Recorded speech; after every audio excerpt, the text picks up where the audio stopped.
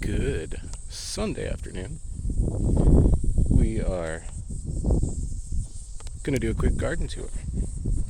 We have nice cucumbers, a few of which are ready to harvest.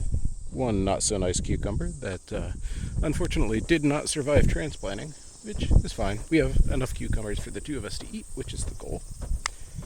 More than enough at the moment.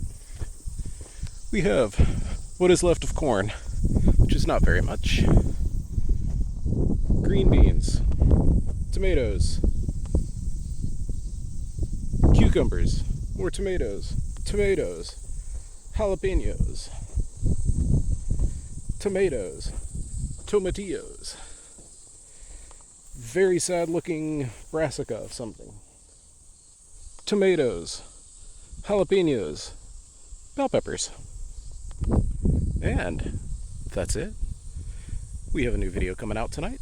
I don't remember what it is since I changed the order of things, but please enjoy. Thanks as always for watching Homestead Japan.